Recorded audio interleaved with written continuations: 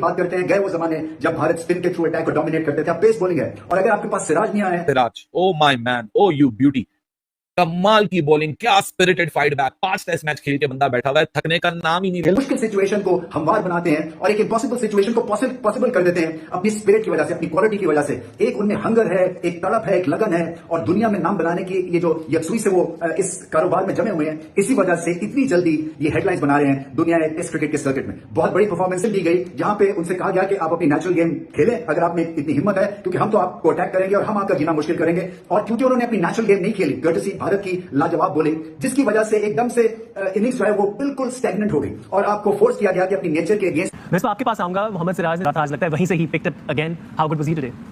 I think जो difference है बुमराह में, शामी में और मोहम्मद सिराज में, ये इनकी लेंथ थोड़ी आगे है और जहाँ गेंद स्विंग होता है वहाँ ये मुश्किल हो जाता है बैट्समैन के लिए, वो अवॉइड करना मुश्किल है। आप या तो उसको प्रॉपर खेलेंगे, अगर आप बीट होंगे तो there is always a wicket coming. अब देखेंगे फुलर लेंथ है और आपको खेलना ही है उस बॉल को, और अगर वो स्विंग हो रहा है बॉल तो आपके लिए बड़ा मुश्किल हो जाता है खेलना उसको। यही वजह है कि एशिया कप के फाइनल में भी जब बॉल स्विंग हुआ है, ये बॉल बीट हुआ है, ऐसी लेंथ है कि विकेटों को लगा है बॉल।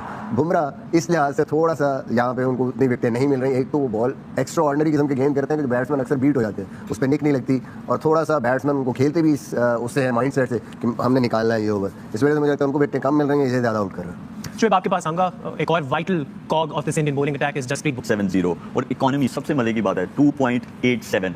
बुमराह जो है वो पावर प्ले में जब आते हैं ही स्विंग्स द बॉल, चाह रहे हो या खेलते हुए आ रहे हो, तो एक ही तरीका, विकेट्स विकेट्स विकेट्स, और ये काम इंडिया ने बखूबी किया।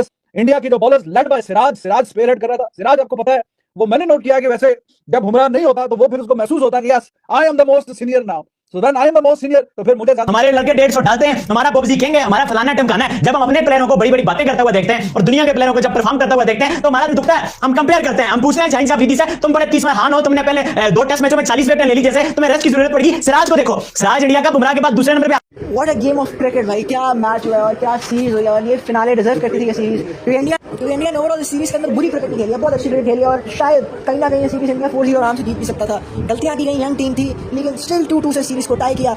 और जो आज स्पिरिट दिखाया है कृष्णा ने, सिराज ने, that was out of this world completely. एक मतलब एक जज्बे के साथ आए थे और वो जैसे उठे हैं 300 पे 3 आउट, और उसके बाद जो कमबैक आते देखा है, इनक्रेडिबल परफॉर्मेंस दी है इंडियन टीम ने। वोक्स को आ जाना पड़ा और जो कैप्टनसी एंड में हमें गिल की फील्ड सेटिंग देखने को मिली, दैट वाज आल्सो कमाल।